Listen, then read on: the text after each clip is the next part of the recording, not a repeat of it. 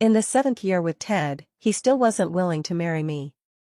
One day I said to him, "Ted, I am ready to get married." He raised his eyebrows lightly, not knowing if he had heard the words clearly. "Arya, the company is currently in the IPO stage and we are all extremely busy, so I don't want to discuss this trivial topic with you for now." I smiled calmly. Perhaps in Ted's eyes, I was pressuring him into marriage. But I am indeed getting married. And the person I am marrying is not him. "It's okay, you go ahead with what you're doing, I just came to let you know." He heard my words and finally fixed his gaze on me, looking for a long time. Once, he looked at me like this, without blinking. The only difference is perhaps that the fiery gaze in his eyes has dimmed and lost its luster. Ted and I are college classmates. Today marks the 7th anniversary of our acquaintance and love. 4 years of university, 3 years since graduation. He should have long forgotten what day it is today. From the initial passion like fire to the current indifference like water. After being his girlfriend for 7 years, I still can't wait for him to say the words, "Marry me." I am not a fool, nor am I a woman who knows nothing. When a man drags you along for 7 years, it signifies many things worth delving into. Ted was taken aback for a moment, but he still spoke up, with a hint of impatience. "Arya, I've said it before, once the company goes public, I will marry you. Please don't keep bringing this up repeatedly." He glanced at me coldly and said, "Is that really how you want to get married? Are you afraid you won't be able to marry at all?" A few simple words suddenly sent a chill throughout my body. During the 4 years of university, our days were far from as good as they are now, yet they made me feel very fulfilled. We dream of the future together, taking on odd jobs to make money in our spare time. Often, we share a single box of rice for 2. He would give me all the meat dishes, and then he would swallow the remaining broth and spices with rice. At that time, Ted said we would get married after we graduated. But later, we graduated and started this company. Many times, when we passed by a jewelry store after work, Ted would always point at the diamond rings inside and say to me tenderly, "Once our company is stable, I will definitely buy the most expensive ring from this jewelry store to propose to you. But now the company is stable, and we have made money." What he said has turned into marrying me once the company goes public. Pushing once, tomorrow after tomorrow. I don't even know which words about marriage from Ted are the truth. I looked up at him and murmured, "Ted, it's been 7 years, we've been together for 7 years. On the man's indifferent face, a trace of emotion finally appeared. He crossed the desk in front of him and tightly embraced me. "Arya, I know you've been waiting for a long time, but now is a critical moment for the company, I can't be distracted. I must put all my energy into work. This is a company that we worked so hard to establish, and we have finally come this far, you should be able to understand me, right?" This time I didn't respond. I could only feel the nausea in my heart threatening to spill out uncontrollably. I am not a fool, I know his hesitation as he keeps pushing me away. I also know where the scent of perfume coming from him is coming from. In Ted's eyes, childhood sweethearts are the most touching existence. He is willing to go to any lengths for his childhood sweetheart. 6 months ago, he suddenly hired a female secretary.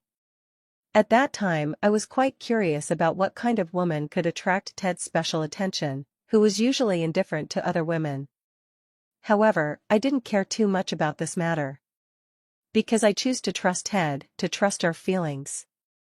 Not long after hearing the news again, it was a call from the partner.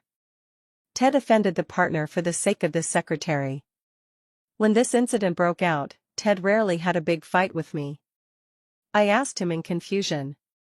"It's just having a drink, what's the big deal? Mr. Wong didn't do anything too outrageous. Besides, when the company was just starting out and we were discussing cooperation, you even took the initiative to have me come out for drinks." As soon as the words fell, there was a loud bang. Ted, with a cold face, slammed his phone down right in front of me. Shattered glass shards flew, cutting into my ankle. "That's what you should do. Don't treat everyone like you, without a hint of femininity. Are you really such a vicious woman? Monica is still so young, and you want to let this bad influence ruin her. In that moment, my head felt as if it had been struck by a hammer, standing dazed in place. Ted's cold words kept surfacing in my mind. I never thought that I was so worthless in Ted's heart. But if I hadn't desperately participated in the drinking parties back then, the company would never have developed to this point. There will never be days when he can be so carefree and at ease as he is now. After that argument, Ted and I didn't speak a word to each other for a whole month. Finally, on his birthday, I took the initiative to admit my mistake. I personally made a birthday cake for Ted. But when the cake was delivered to the company, I found out that he had already celebrated his birthday sweetly with his secretary. From that day on, I realized that his secretary Monica was actually his childhood sweetheart. And he could put me through all the embarrassment for the sake of his sweetheart. A sudden sound of footsteps interrupted my thoughts in the office. Monica pushed the door open without the slightest pause. Holding my Ted, he instinctively pushed me away and stood up straight. I frowned slightly and deliberately said, "Secretary Monica, don't you ever knock before entering the president's office?" Monica replied with a look of grievance, "Arya, I've always been like this. Mr. Ted also said I don't need to knock when I enter the office." Although the answer had long been in his heart, at this moment, his nose couldn't help but feel a bit sour. Monica truly is the most special person to Ted. At first, Ted was extremely angry and scolded me for pushing the door open without knocking. "You say I have no sense of propriety at all. This is the company, not my home." Then, a new rule was specifically announced within the company, which is to knock before entering. Perhaps sensing that I was in a bad mood, Ted stood in front of me and only spoke after letting Monica out. "Monica is still young, and there are some things she just can't remember. Please don't deliberately target her." Every time I hear Ted say this, I can't help but laugh. When he says still young, he is only 3 months younger than me.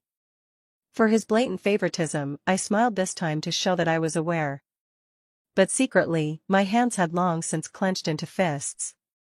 I have to admit that in Ted's heart, Monica and I are completely on different levels. I straightened my collar and calmly said goodbye to Ted.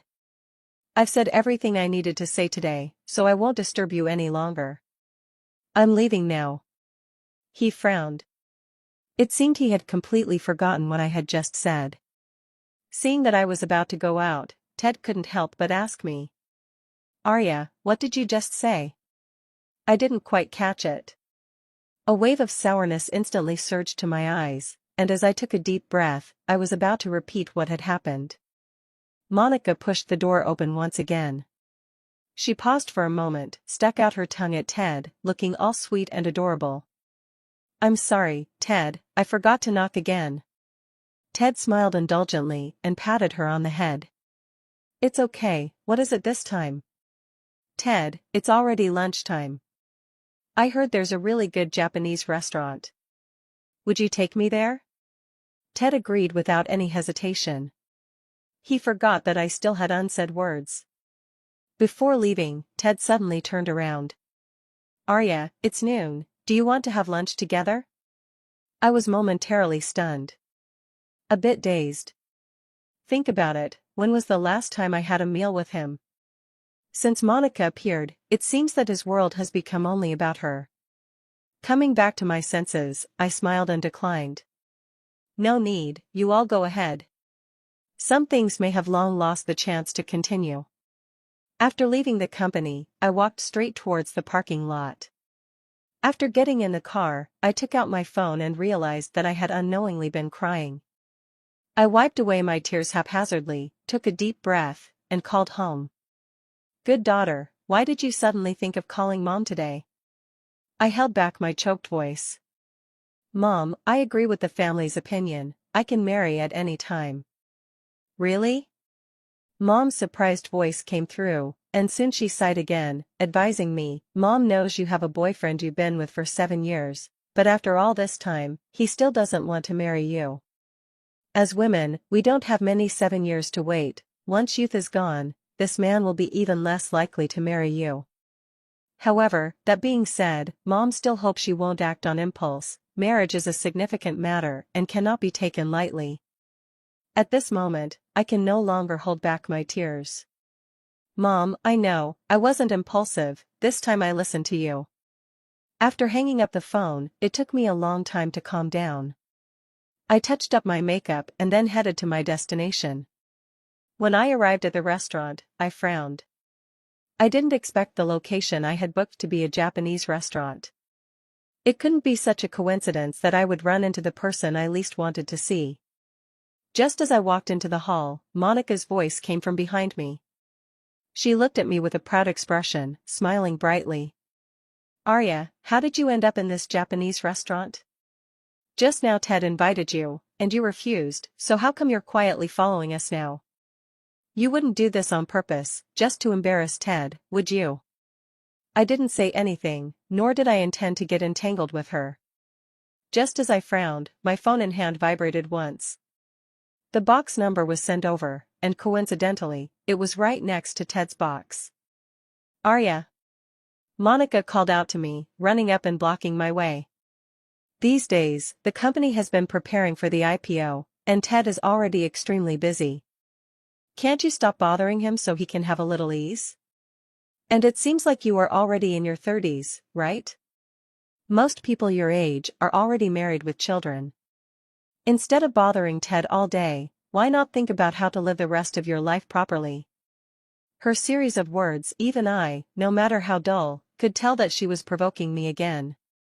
The footsteps that halted continued to advance, the gaze calm, yet carrying a hint of disdain as it looked towards Monica. Is this the tone you use when speaking to the company leaders? Even though I am no longer employed by the company, I am still a shareholder, so who gave you the right to speak to a shareholder like this?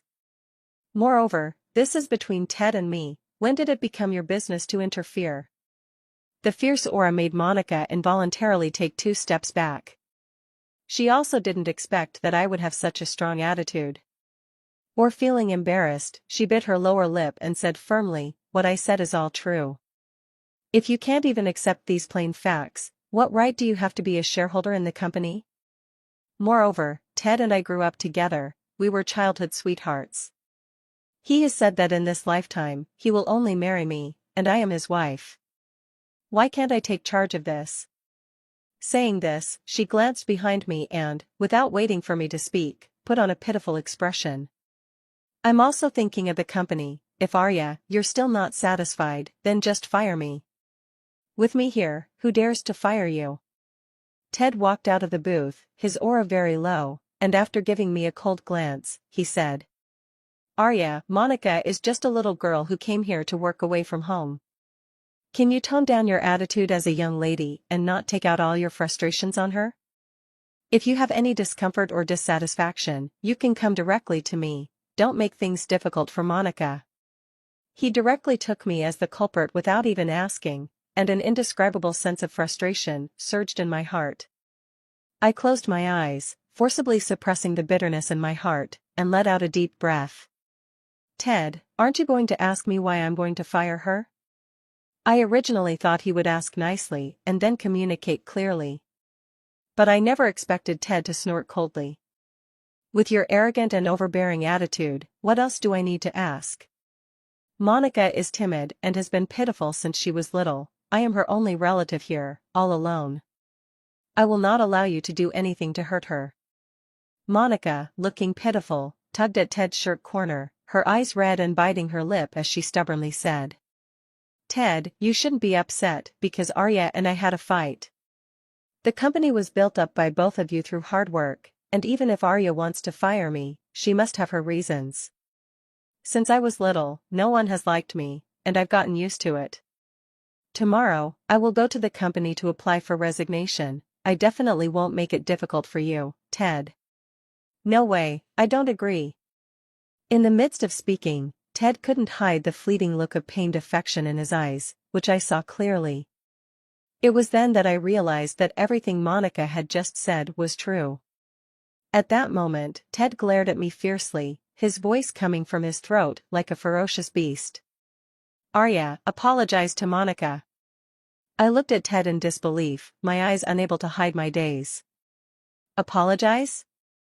I did nothing wrong, why should I apologize to her? Without waiting for me to finish speaking, the next second Ted firmly grabbed my wrist and forcibly pulled me in front of Monica. I twisted my ankle and couldn't stand firm, humiliatingly half-kneeling on the ground. Ted showed no signs of pity and said coldly, "Hurry up and apologize to Monica, my patience is limited, or else don't force me to take action." She lifted her head and met his cold gaze. I can't understand how a love that once promised mountains and seas can change so easily. For a woman, he can strike at me without hesitation. "Arya, just give up, otherwise Ted will take ruthless action against you for me." A very soft sound came from beside my ear, along with Monica's triumphant gaze. I closed my eyes in pain, not making a sound. Ted's hand slowly covered the tips of my hair. In that moment, I could feel the pain of my long hair being completely tugged by him, as if my entire scalp was being pulled up. Mr. Ted really has a bad temper, he can be so ruthless even to his own business partners. A figure emerged from the next private room and stood in front of me. He grabbed Ted's hand, stopping him from making his next move. But he also took in my current disheveled appearance.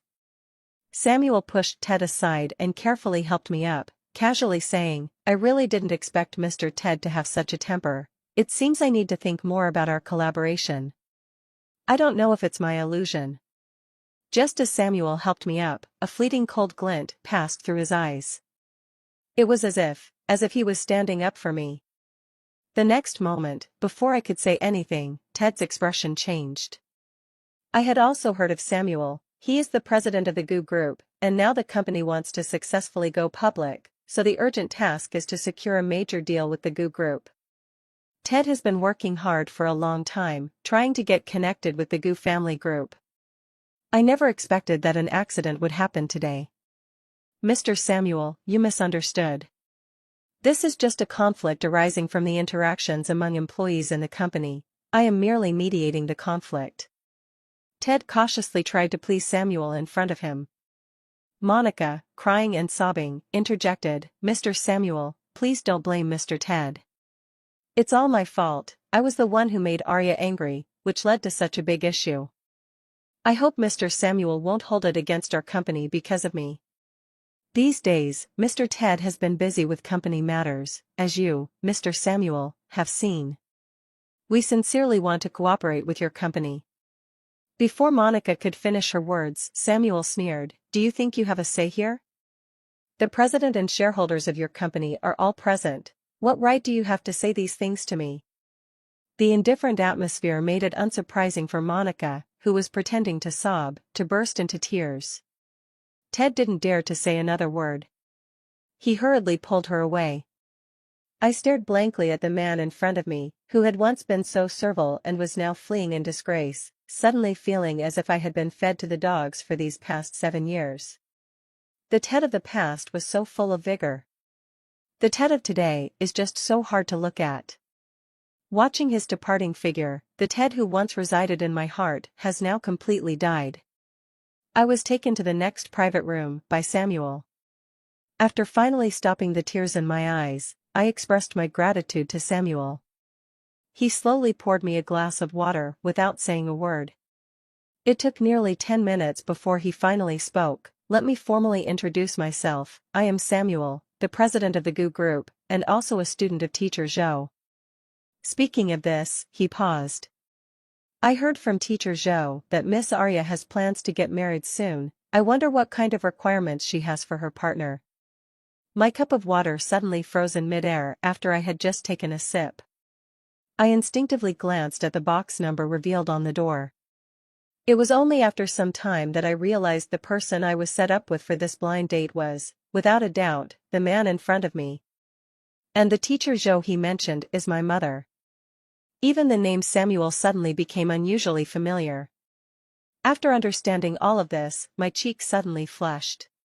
Nothing is more embarrassing than making a fool of yourself in front of a blind date. "Hello, Mr. Samuel. I really didn't expect it to be you today." After a moment of hesitation, I finally stammered out this sentence.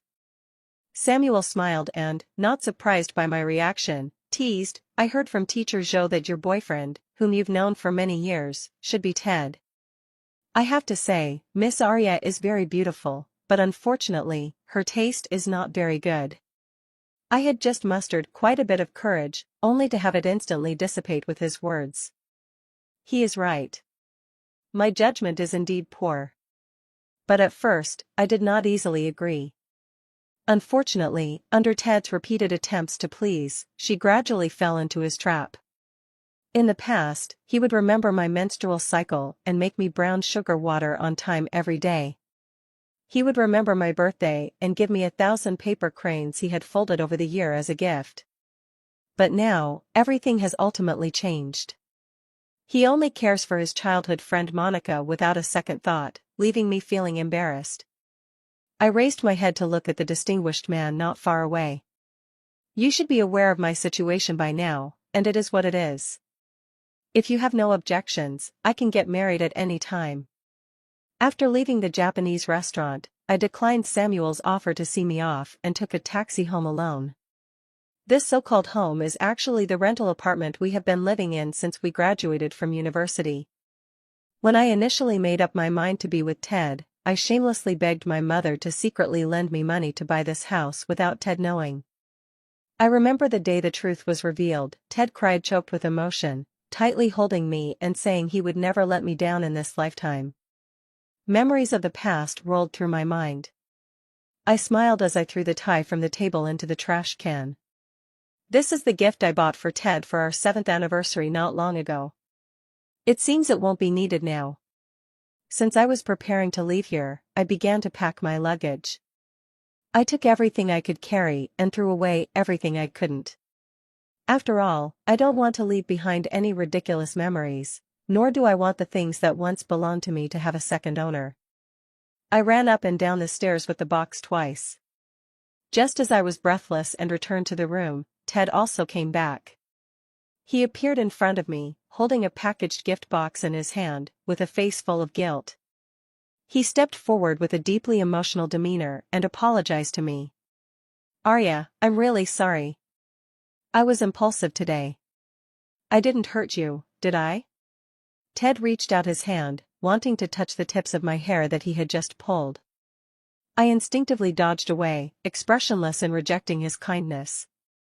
Some things for Ted have reached a point where an apology is no longer necessary. What does this sentence mean? I believe he is also clear about it.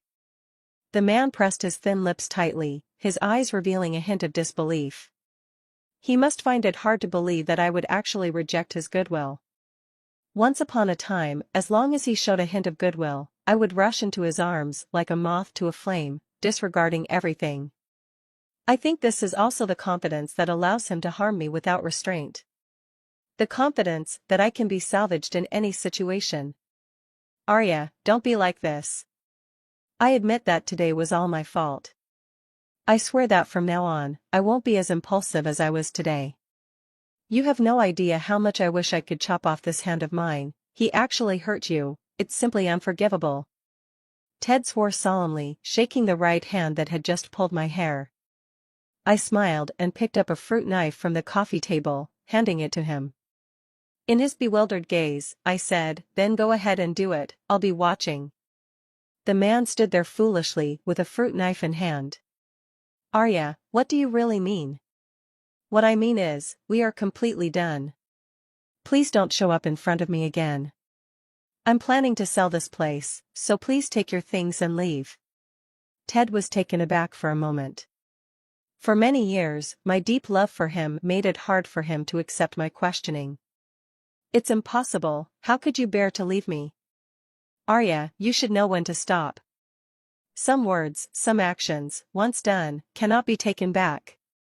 I raised my head, slowly forcing my gaze back, and looked at Ted with a cold snort. I've said what I needed to say, whether you believe it or not is up to you, but I'm only giving you 3 days to clear out all your things. As soon as I finished speaking, I prepared to leave. Reluctant, Ted caught up from behind, gripping my wrist tightly and pleading in a sorrowful voice. I disagree. Arya, you know that you are the most important person in my life, How can you leave me? Without you in my life, I will die. He spoke with great emotion, touching the heart deeply. Unfortunately, a phone call distracted Ted's thoughts. Monica's sobbing voice came through the phone. Ted, it's all my fault. I ruined all your efforts these days. I'm leaving, please don't come looking for me. After the phone call ended, Ted was flustered and at a loss. He didn't even notice when his phone fell to the ground and shattered into pieces. The last time I saw him so uneasy was the day I was hospitalized for a stomach bleed from drinking too much. It seemed as if his words echoed in my ears. Arya, if you don't wake up, I will definitely go down to be with you. I suddenly called out to the man who was about to rush out. Ted, I'm giving you one last chance. If you walk out that door today, it's over for us. He paused for a moment in his footsteps, seemingly oblivious to my words. After a long while, I walked to the window and watched a black sedan rush into the night. I pushed the suitcase, closed the door, and left. This self-degrading love affair has finally come to an end. I didn't expect that the person who came to pick me up after the plane landed was none other than Samuel, whom I had just met yesterday. He stood there in a black cashmere coat, tall and expressionless. Until I walked out, a hint of warmth that was hard to detect emerged from the icy coldness surrounding me. Before I could react, he had already strode over, took the suitcase from my hand, and draped his coat over my shoulders. The climate here is a bit colder, dress a little warmer. I foolishly nodded. For a moment, I didn't even know how to respond. I could only quietly lower my head and glance at this aloof man out of the corner of my eye, but suddenly felt a warmth in my heart. At least, this is the warmth I have always wanted. After Samuel sent me back to the neighborhood, I thought it over several times, but in the end, I still couldn't muster the courage to invite him to come over and sit for a while. When I shyly looked at him, he didn't take it seriously at all, just gently reassured me, "Get some good rest, I'll come to propose again tomorrow." In a single sentence, my face became more radiant than the evening sky, and I exclaimed in surprise. "Ah, so soon?" He laughed, a hint of joy in his voice. "Yes, we need to hurry, or else I'm afraid you might run away again." I couldn't understand the meaning of this sentence, and Samuel had already driven away. Back home, my mother happily arranged the bed sheets for me, tears streaming down her face as she wiped away the tears from the corners of her eyes. "My good daughter, you have finally come back." At this point, I couldn't help but burst into tears. Since I insisted on going out to start a business with Ted, I fell out with my family. It has been a long, long time since I last returned home.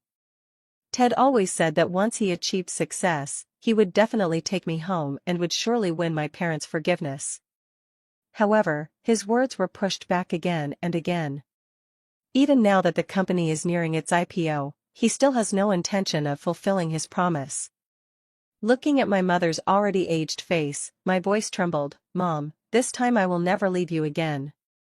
Even my dad, who had fallen out with me, was shaking his shoulders in the corner of the living room, behind my back. After nightfall, I lay in bed. My phone suddenly vibrated.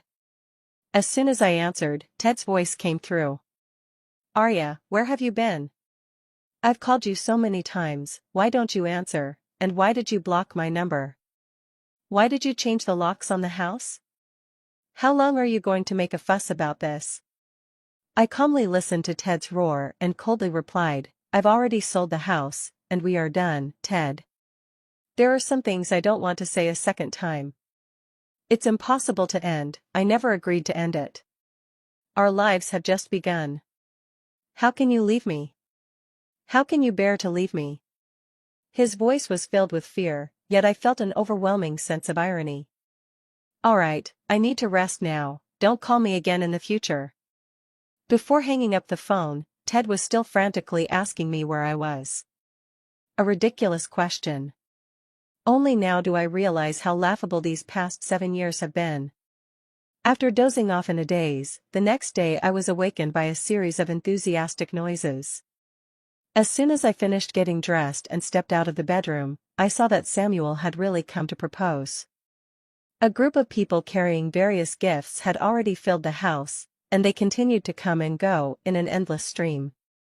That man stood out in the crowd, particularly striking. Awake? How was your rest? I suddenly woke up and said in a panic, "Why are you here, and why did you bring so many things? Didn't I already tell you yesterday that I came to propose to you?" I was stunned for a moment, and it took me a long time to slowly say, "I thought you were just joking." The man suddenly bent down, his handsome and extraordinary face appearing in front of me. "I never joke around. When I propose, and when I say marriage, I mean marriage." My family naturally began to prepare for my wedding. The lively sounds of friends and relatives started as they sent wedding invitations. Even the windows at home were adorned with large red characters of happiness. When Ted found me, I was cutting out a double happiness character to hang on the door. "Arya, what are you doing?" Hearing a familiar voice, I turned my head. After half a month apart, he had become much more haggard. It really was hard on him. I wondered where he had found out where I lived. "Long time no see, Ted." In fact, I have imagined many scenarios of meeting him again. I just didn't expect that when I faced him once more, there would be not a single ripple in my heart. It was as if I were facing a very familiar stranger. He stumbled in front of me, looking at the character for happiness on the window of the door, revealing a mix of terror and a glimmer of hope. "Is someone in your family getting married, Arya? Congratulations." I smoothed out the few ripples in my heart and smiled slightly, saying, "Didn't I already tell you that I'm getting married? But thank you for your blessing." In an instant, Ted seemed struck by lightning. He ultimately couldn't steady himself and fell to the ground. After a brief moment of confusion, he grabbed my pant leg, his terrified voice coming out in broken fragments. "I know, Arya, wait for me. I will go buy a set of groom's attire right away. We are getting married, this time we will definitely get married, nothing can stop us from being together." I don't know why, but seeing him with this helpless expression now makes me feel disgusted. After waiting for him for so long, he actually shows up now. I took 2 steps back and shook off his hand. "Ted, I'm sorry, my groom is not you." He stretched out his hand in the air, which suddenly froze. After a long time, he finally managed to utter in a hoarse voice, "It's impossible. Arya, you love me so much, how could you leave me and marry another man? You said you would always be with me, this is the promise you made. But you also said you would marry me, yet you keep postponing it, not fulfilling your promise." I interrupted him without hesitation, "The one who broke the promise first is you, Ted, so you can't blame me." Suddenly, he seemed to be frozen like cement, and in his ever-expanding pupils an endless fear spread out. I lost interest in continuing to argue with him and turned to go inside the house. Mom asked who I was talking to outside the door, and I replied slowly, "Someone I know, but not too well." At that moment, a heavy thud was heard outside the door, accompanied by a faint groan. I calmly pushed my mother into the house and continued discussing my marriage. Until the next day, I opened the door to take out the trash. Ted was actually curled up in the hallway. Seeing me, he immediately struggled to get up. "Arya, give me one more chance, this time I will not let you down." He spoke so pitifully that he wasn't even prepared to keep his last shred of dignity. "Otherwise, I will keep watch at your doorstep, and I won't let you marry anyone else." I really can't understand this man. When I no longer want you, why do you have to act as if you are deeply in love with me and can't live without me? Ignoring the somewhat crazy Ted, I directly called the police. When he was taken away, he still called my name as if he had gone mad, saying he loved me over and over again. In the days that followed, Ted did not appear again. Until the day of my wedding, when Ted showed up at the ceremony, dressed in a groom's outfit. In the crowd, he stumbled towards me, holding the diamond ring he had promised me back then. "Arya, look at this diamond ring I bought. We can get married." I looked at the diamond ring in his hand with a cold smile. I extended my hand, gesturing to the larger, more dazzling ring already on my ring finger. "Ted, why should I give up this diamond ring for someone like you who is nothing?" The man suddenly slumped to the ground as if he had lost all his spirit, muttering to himself repeatedly, "How could it be? How could you really give up on me?" Just then, Monica rushed in a hurry. She grabbed Ted, her face contorted, and shouted hoarsely. "Ted, you still like this woman, don't you? Didn't you say that it was just a fling with her? You said your favorite person is me. Don't forget that when you seduced me into bed, you said you would marry me." Such a shocking statement left everyone present in astonishment. This man is simply garbage, wanting to play both sides. Fortunately, the girl from the Song family woke up in time, otherwise, she would regret it for the rest of her life. Although I had my suspicions long ago, hearing this fact now still ignites a fire of anger within me. Ted really didn't expect you to be so sentimental. You can generously give the same line to several women. Aren't you afraid of committing bigamy? At that moment, the prideful Ted completely exploded. He rushed up and grabbed Monica's arm, pulling her up in a fit of anger and humiliation. "Are you crazy? I've taken care of you for so long, and now you want to ruin my good thing? Do you really think I wouldn't dare to hit you? You are just an ordinary family, what makes you think I would marry you? You always compare yourself to Arya, but have you ever looked at yourself to see where you can compare to Arya? If it weren't for this face of yours, you wouldn't even have the qualification to get close to me." As soon as Ted finished speaking, Monica completely lost it. Screaming, she tried to grab his face, but Ted had already prepared and kicked her away. But he didn't expect that this time Monica was prepared. She pulled a fruit knife from her pocket and lunged at Ted. Ted's eyes widened. The two embraced tightly in a position of close embrace, the crimson blood gradually pooling on the ground. Immediately, Monica attacked Ted like a madwoman, stabbing him again and again, while shouting, "You are mine, and no one can take you away." Suddenly, a pair of gentle hands covered my eyes, and a soft whisper came to my ear, "Don't look, it's too bloody, come with me." Samuel's big hand pulled me outside. When I opened my eyes, I realized we had arrived at a hall. All my relatives and friends are already waiting for my appearance in the hall. Samuel slightly raised the corner of his mouth and reached out his right hand to me. "Let's begin, my dear lady." I couldn't help but laugh, reaching out to hold his palm. In the fervor of youth, it is inevitable to encounter some wrong people. But as long as you keep going, the right person will definitely appear before you.